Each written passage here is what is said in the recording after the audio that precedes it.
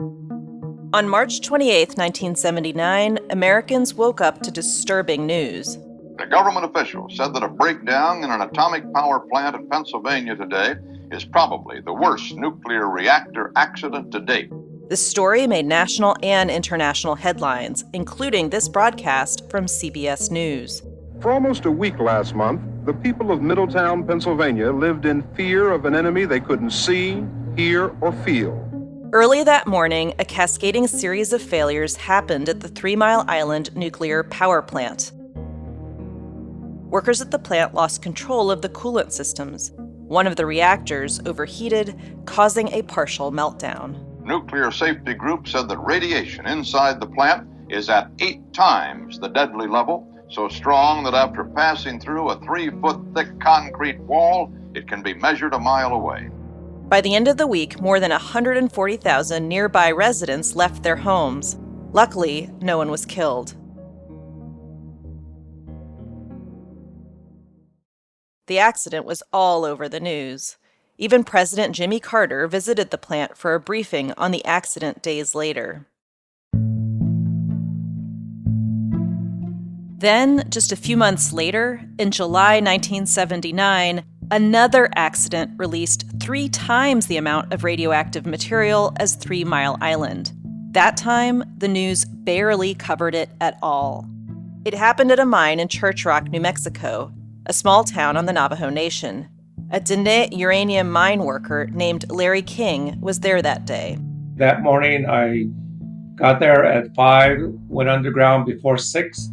And so when the day shift came on at 8 o'clock, that's when I started hearing people talking amongst themselves. Larry grew up on the Navajo Nation in a small community called Red Water Pond Road. United Nuclear Corporation was the parent company for the mine there. Larry started working for UNC right out of high school. I was only 17 and 18 years old, so 4 years later this happened. There was a pond near the Northeast Church Rock mine where Larry worked. But he says it wasn't someplace you'd want to swim or fish. It was a tailings pond. He says that's where the wastewater and byproducts of the uranium ore extraction were held. But that morning, he says, workers were worried. They were saying, "Did you see the dam? Did you see the mill site? Did you see that huge crack?" Larry said he had seen the same cracks up close just a few weeks before. And those cracks were wide enough to where my hand would fit in there. According to an Army Corps of Engineers report, United Nuclear Corporation did not tell state regulators when the cracks first started appearing. And so that particular morning when I was going home and I looked over there, and it's in the same location where the dam had broke. This dam cracked open early on the morning of July 16th. 1,100 tons of radioactive waste and 94 million gallons of radioactive water and acid poured through and contaminated the Rio Puerco River nearby. That report was from ABC News. It was one of the few news broadcasts about the spill at the time. The Diné living in New Mexico rely on the Puerco River for drinking water, irrigation, and their livestock. But now, suddenly, there were 94 million gallons of toxic wastewater in it. The acidity of that wastewater was equal and above the acidity of battery acid. And these toxins didn't just stay in Church Rock. They flowed downstream for nearly 100 miles, according to a report to a congressional committee that year. That Puerco wash runs through the city of Gallup, right downtown. It continues into Arizona, into Sanders, Arizona, Holbrook, Arizona. The cleanup was slow. An official from UNC, the parent company of the mill, told a House committee that because of rough terrain, it had to be done by hand. During that same hearing, an environmental analyst noted that UNC initially assigned 10 men to the cleanup. The analyst said the workers were given only shovels and 55-gallon barrels to remove the contaminated sediment from the Puerco River. And all I could remember was seeing the laborers in wetsuits shoveling all that slime off of the embankments of the wash and scooping them into containers. ABC News reported that some of those containers weren't disposed of properly. We found radioactive sand shoveled into barrels and left there for the barrels to be tipped over by a rainstorm. Residents were furious. The same ABC News report from 1979 captured the frustration at a tribal council meeting. This spill is equal to 3 Mile Island in our minds. If it happened in Phoenix or Los Angeles, you better believe there'd be a lot of action done.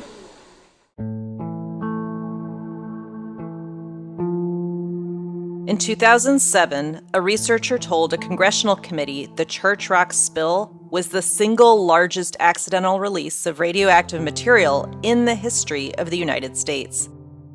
The 3 Mile Island accident cleanup was completed in 1993. To this day, the Church Rock mill site hasn't been fully remediated. Larry thinks he knows why. Because we're an indigenous community, we're a poor community.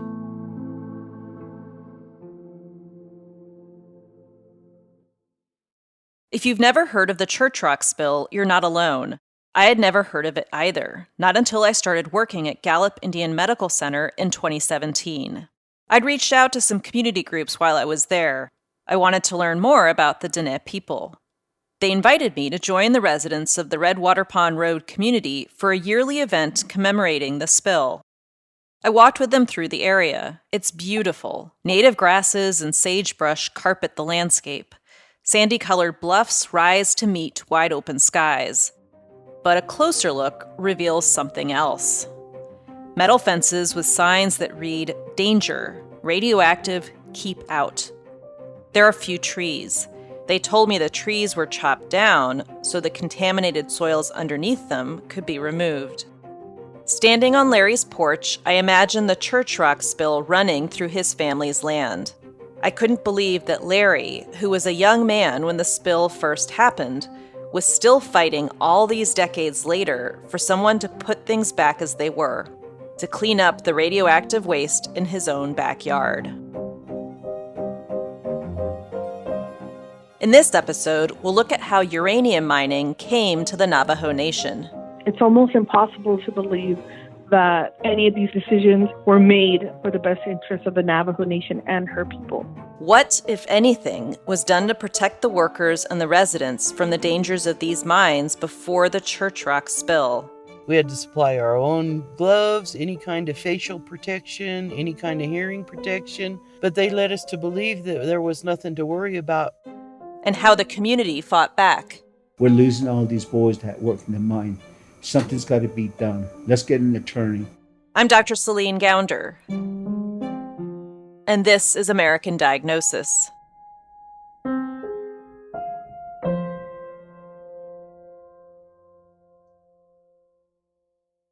For the Dene, land is much more than a place. Former UNC mine worker Larry King says the land is literally part of his people. When a baby is born and the umbilical cord falls off, it's buried in the sheep corral. And that's how you're tied to the land. This connection to the land keeps people near the place where they were born, generation after generation. The kids would just build their house next door, or either some families in a house, they'd have about 3 families inside the house. And so with the Redwater Pond, there's about 4, 5, 6 generations right there. And in my area here, my dad, this is my dad's grazing area here. So my paternal relatives are around me, and we're staying here. During the 1860s, the U.S. military forcibly removed the Dene from their land. Thousands died in what became known as the Long Walk. The Dene are one of only a few tribes who successfully negotiated to get their ancestral land back. Once they returned, they wanted to stay. But over the next 100 years, making a living on the Navajo Nation became increasingly difficult, and eventually would make working in uranium mines look very attractive. Before we can talk about mining, we need to start with what used to be the most important part of the Navajo economy. Sheep. The Navajo economy was truly based on our livestock. That's Amber Crotty. Our sheep predominantly provided the majority of necessities that we needed. The meat, the wool, the flock itself gave you the wealth. Amber's a Navajo Nation government official. She grew up north of Gallup, New Mexico. These animals, she says, offered more than just economic value for her people. There's a spiritual connection. We have songs, we have prayers. They provide us basically everything that we need to survive. But she explains that around the 1930s, this way of life was starting to get the attention of the U.S. federal government, and not in a good way. They claimed not only was there overgrazing, but that overgrazing was causing a buildup of silt in the Hoover Dam. And so these are huge economic conductors, right? The Hoover Dam providing electricity, damming up Colorado River, so you have access to power, access to water, and this is how the West was created. So the U.S. government decided to reduce the livestock population. And when I say reduce, I mean there's accounts where they would come in and systematically shoot on site sheep, hundreds of sheep. Many Dene referred to this mandated slaughtering as the second long walk. They simply came in, killed the livestock. There was no time or not enough time to butcher, to cure the meat, to secure the pelts. They literally were the livestock in heaps, rotting away on their home site. The tribe's livelihood was decimated. And so what that did was it forced the Navajo people, and particularly the men, to go out and seek jobs. And since there was really no economy on Navajo, they then looked for jobs through federal policies, looked for jobs like on the railroad. And in uranium mines. Judy Pasternak is a former journalist with the LA Times. She covered the issue of uranium mining on Navajo land, and she wrote the book Yellow Dirt, A Poisoned Land and the Betrayal of the Navajos. The U.S. government was aggressively seeking domestic deposits of uranium because it was secretly trying to develop the atomic bomb. One of the key ingredients needed for an atomic bomb is uranium, and it wasn't easy to find, at least not in the United States. But the U.S. government found a way. They discovered that in the Four Corners area, both inside and outside the Navajo reservation, they could find what they sought. This uranium suddenly became a national security asset. So obviously in the beginning, it was to try to win World War II. And then afterwards, of course, it was the Cold War. And there was real fear that the world could end. And they thought that deterrence was going to be the only way to keep that from happening. So the U.S. government set out to build the biggest nuclear arsenal it could muster. These uranium deposits in and around the Navajo Nation were a key part of that plan. And the federal government had a way to fast-track the approvals for these uranium mines. The Bureau of Indian Affairs is the guardian for the Navajos and for all Indian tribes. And so the Bureau of Indian Affairs approved this on behalf of the tribe. There is a tribal council. They knew what was going on. They also really liked the idea of having jobs and did not understand the danger involved. Amber Crotty agrees. The council needed more jobs. Leaders thought the mines would bring in more revenue for the nation.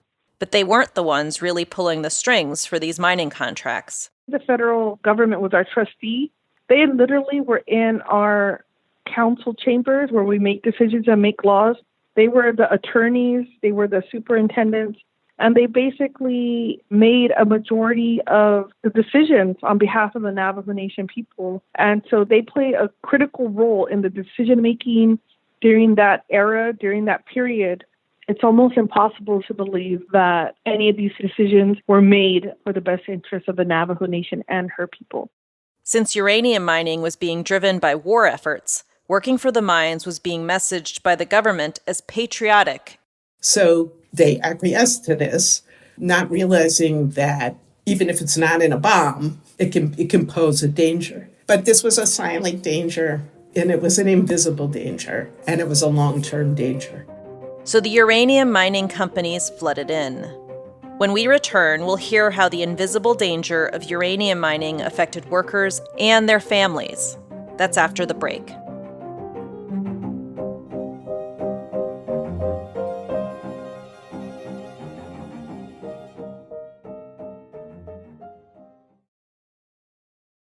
Edith Hood remembers the arrival of uranium companies as a kid. I don't know how old I was, but this in the 1960s. That's when the exploratory drillers came in. Edith is Dene and grew up on the Navajo Nation not far from Church Rock. She's from the Red River Pond community, the same place where uranium miner Larry King grew up. We did not know why they were here, but they started drilling here and there, just randomly. There was traffic, noise, and all that noise with big machineries. Edith didn't like the noise or the dust of the mines when she was a kid, but when she grew up, she took a job working for Kerr McGee, one of the uranium mining companies in the area. I worked as a probe technician. Edith worked 2,000 feet underground. After miners would blast away rock, it was Edith's job to run ahead and see what they had uncovered. And so after that, there was a hurry. And so we have to go in there, measure, and take sample of the ore. See if it's reading low or if it's reading high, if it's worth mining. Lots of young people found jobs in the uranium mines. There were risks that came with it. People were working with explosives after all. But she says no one ever talked about the other risks that came with uranium mining. They didn't say it was unsafe to work there or things. We went through a safety class, but never did that come up. Linda Evers says the same. When we had safety meetings, it was about regular first aid, how to treat a burn. If you break your leg, do this. There was no mention of radiation or any of the side effects ever mentioned. And Larry King. I was never told the hazards of having to work in the mines. And Cipriano Lucero. If I would have known then what I know now, I wouldn't have even gone in there. These mining jobs were grueling work, but many of these families didn't have other options. Well, I got married and I needed to support my family. So I went to the Anaconda Mill, started working there. I think everyone was in need of a job, especially the local people. So anything to get money, I guess. My dad worked in the mines. My uncle moved here. He's a hard rock miner. My step-grandfather, a couple of more uncles. You had to work somewhere, you know. That was one of the best jobs that there was. This was where the money was at. So the whole families from both sides just kind of gravitated here. When I was there, just doing that dirty job, I always thought to myself, this is not for me. I want a better job. I want a surface job. I want a clean job.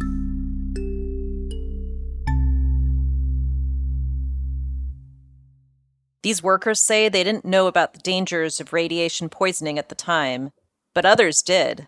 In her book, Yellow Dirt, journalist Judy Pasternak reported that as early as 1949, there were government studies of the dangers of working in uranium mines. They knew that radon buildup that was a byproduct from uranium could cause lung cancer down the line. They knew that there were ways to ventilate mines, but they were expensive. They did not want to scare the workforce. That was their thinking, because that would slow things down. Workers say they didn't question the lack of protective gear these mining companies gave them. Rubber boots, hard hat, that was it. Larry says he worked in his street clothes. So it's just usually one of my old shirts, my pants, no gloves, no respirator, so everybody breathing all that dust. Working in the mills, people were exposed to a powdery yellow substance. It's produced as part of the uranium milling process. It's called yellow cake. Cipriano remembers it got everywhere. We had a pair of white coveralls, but after we got ours, they were covered with powdered mustard. And then we'd take them home. My wife would wash them with our kids' clothes and our clothes, contaminate everything. The water would come out dirty yellow. Linda says this toxic yellow cake also came home with the miners in other ways. When Dad would get home from work, we'd run to meet him at the door, and whatever he didn't eat in his lunch, cookies or apples, he'd let us have it. Nobody thought anything about it because nobody ever told us what the dangers were from working in radiation. Linda worked in the mines too. She started in 1976, right out of high school. One of my first jobs was to get inside the acid tanks and chip corrosion off the acid tanks. And I didn't have any protective gear. They just told me when I started feeling lightheaded, I might want to come out and get some fresh air. Another job she had was checking the levels of the tailings ponds. That's where wastewater and other byproducts of uranium milling were stored. the same kind of water that spilled in the Church Rock accident. Linda would climb into a boat and row out into the middle of the toxic water to measure its depth. One afternoon, in one of these wicked windstorms that we get out here, we were coming back from taking our measure, me and one of the crew member, and the wind caught the boat and flipped us over in the tailings pond, and we swam back to shore. Linda was drenched. She says she walked back and told her supervisor what happened. As she remembers it, he told her to take a shower and go back to work. That was their solution for being dunked in the tailings pond. And that wasn't just uranium, that was all the chemicals that they used in the leaching process. And I have skin issues on my hands and my legs. My skin gets bubbly and then it blisters up and then it turns really hard and just peels off in chunks. Linda says her duties did not change when she was pregnant. When I told them I was pregnant, they told me, oh, you can work until you can't reach the belt anymore. Linda says she continued to work up until she gave birth. And my son was born May 12th, and by July 4th, he was in the hospital having surgery because his guts were messed up. His intestines were twisted. His stomach didn't form right. So they had to go in on a 2-month-old baby and reconstruct his guts so he could eat until he was full, and then he'd just throw everything back up. He was basically starving to death. Her firstborn recovered, but once he did, Linda had to get back to work. The best paying jobs were in mining. I needed money now. I had a baby, so I went back to work, and when I got pregnant with my second kid, they told me the same thing at a different company. No, you're okay. You can work. Well, my daughter was born without hips. Linda's daughter has since had multiple reconstructive surgeries, and she's had 2 hip replacements. Linda asked the doctor what he thought was going on. I mean, every mother wants to know, what was it me? Did I do something wrong? And he said, the only time I've ever seen this complete mass destruction on a fetus, on a baby, is when somebody's been overexposed to radiation. Now, I don't know if that's the truth, but my light bulb went off right away. I was like, oh my God. So I told him what I did, and he's like, yeah, you probably shouldn't have been working there if you even planned on getting pregnant. Linda says she's had her own share of health issues too. She's had breast cancer twice. She was diagnosed with degenerative joint and bone disease. She lost all of her teeth and has had to replace joints in her knees. And she says the other uranium workers in her family have also experienced high rates of cancer. My uncle that was the good hard rock underground miner died 22 years ago with spine, lung, liver, pancreatic, brain, and kidney cancer. Linda and her family aren't alone. A survey of more than 1,000 former uranium workers reported a slew of health issues: kidney cancer, blood disorders, sterility, pulmonary fibrosis, asthma, emphysema, and a wide variety of tumors. Edith said she's battled lymphoma. Larry said he has had everything from a heart condition to asthma. The same survey found that even spouses of uranium workers, people who never worked in the mines or mills, were affected too. 40% of spouses reported at least one miscarriage, stillbirth, or child with a birth defect. Health conditions from radiation exposure can take decades to show up.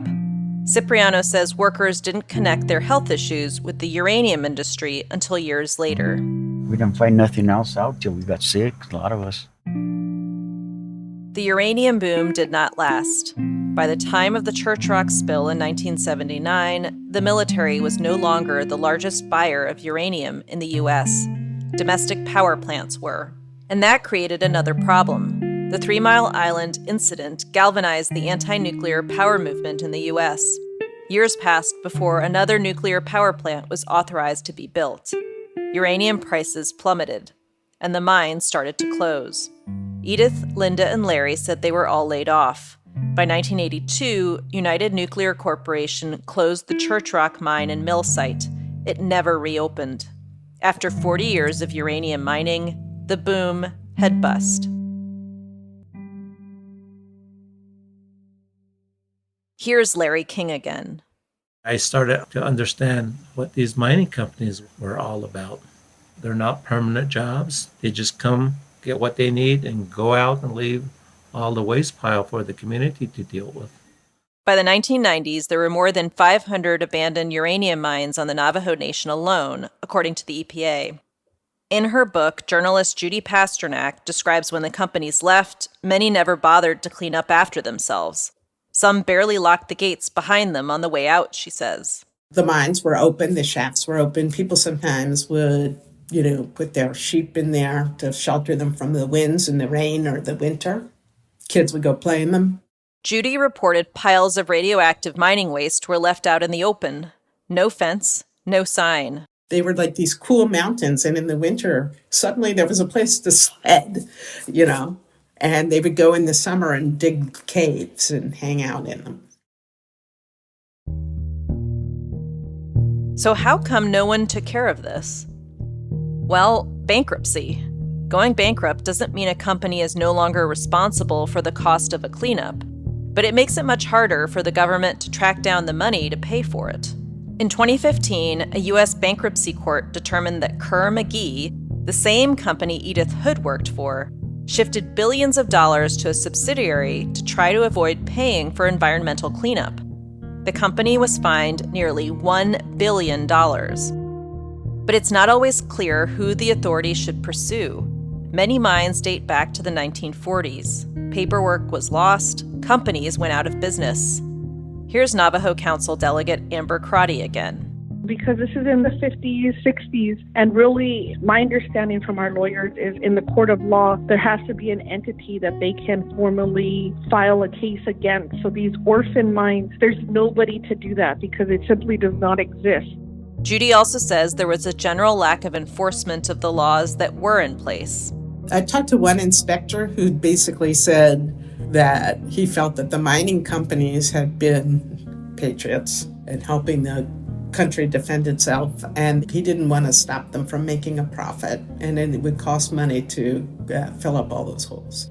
And things were not so urgent after that, because now we were just talking about individual Navajo lives. The Dene are not the only Native people to encounter the problem of abandoned uranium mines and radioactive accidents. Not long after the Church Rock spill, there was an accidental release of radioactive gas on Cherokee land.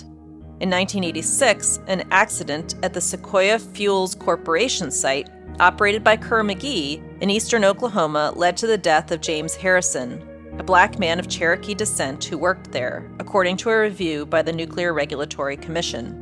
Abandoned uranium mines also impact the Ute tribe in Utah, the Spokane tribe in Washington, and many more, according to the Department of Energy.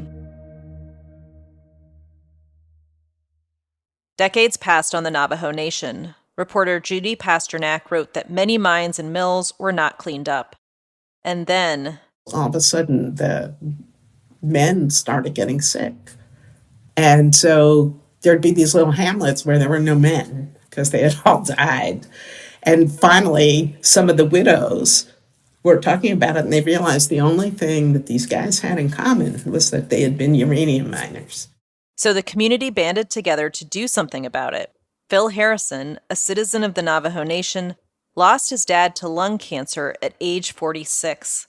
Harrison says his father worked in the uranium mines for nearly 2 decades. This whole issue was brought to a chapter house in Red Valley. One gentleman, he said, "Ladies and gentlemen, do you know what's happening around here? We're losing all these boys that work in the mine. Something's got to be done. Let's get an attorney." So that's how the first grassroots organization was formed on the whole Navajo Nation. And I just happened to be there, and they pointed at me, says, "Your father died. Can you help?" Phil couldn't say no. So the organization decided to go to the top, the very top. Phil and a few others flew to Washington, D.C., and found a lawyer to help them sue the U.S. government. The trial took 3 weeks in 1983. The judge deliberated for a whole year. But they lost. So instead, they decided to take the issue to Congress. That fight took nearly a decade. But finally, in 1990, President George H.W. Bush signed into law the Radiation Exposure Compensation Act, also known as RECA. Here's former Representative Wayne Owens of Utah on the House floor. Today we provide a formal apology and a compassionate payment to those few victims who survived and to the living heirs of those who did not. For the first time, those who had been exposed to radiation through uranium mining or nuclear bomb testing could now be compensated for the damages. This law passed more than 45 years after uranium mining first came to the Navajo Nation. For many, that help came too late. My dad knew that something was going to be done about this, but he died before that. But many uranium workers aren't covered under RECA. Right now, the cutoff date is December 31st, 1971. RECA only covered those who worked in the mines and mills before 1971. Well, the peak of uranium mining in this area was in 1979. That means all of the uranium workers you've heard from so far can't get compensation under the current law.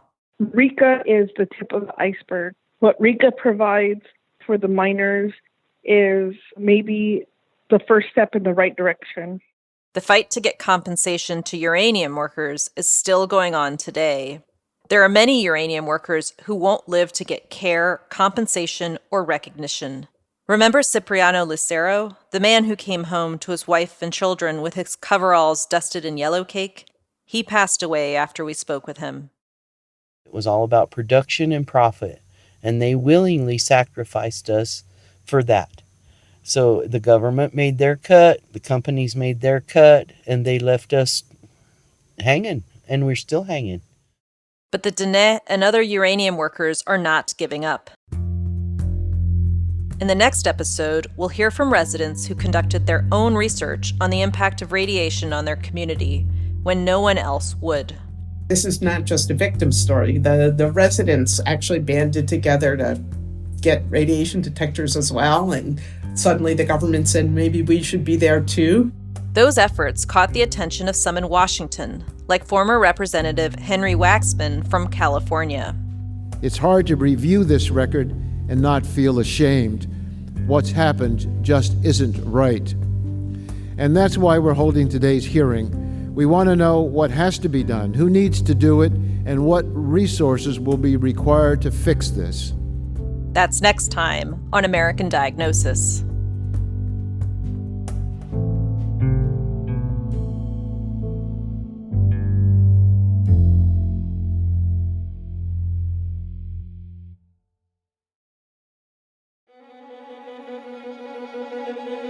This season of American Diagnosis is a co-production of Kaiser Health News and Just Human Productions. Additional support provided by the Burroughs Wellcome Fund and Open Society Foundations. This episode of American Diagnosis was produced by Zach Dyer, Paige Sutherland, Mary Mathis, and me. We're funded in part by listeners like you. We're powered and distributed by Simplecast. Our editorial advisory board includes Jordan Bennett-Begay, Alistair Bitsoy, and Brian Pollard. Tanya English is our managing editor. Una Tempest does original illustrations for each of our episodes. Our intern is Brian Chen. Our theme music is by Alan Vest. Additional music from the Blue Dot Sessions. If you enjoy the show, please tell a friend about it today. And if you haven't already done so, leave us a review on Apple Podcasts. It helps more people find out about the show. If you're enjoying this show, check out Season 1 of the Where It Hurts podcast. It's a story about what happens after a small-town hospital packs up and leaves. Locals lost health care. Health workers lost jobs. The hole left behind was bigger than a hospital. Where It Hurts takes you to an often overlooked part of the country where people are making do despite painful cracks in the health system. Follow Just Human Productions on Twitter and Instagram to learn more about the characters and big ideas you hear on the podcast. And follow Kaiser Health News on Twitter, Instagram, and Facebook.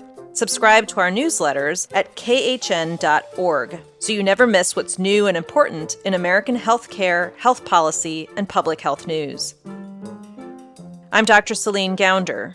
Thanks for listening to American Diagnosis.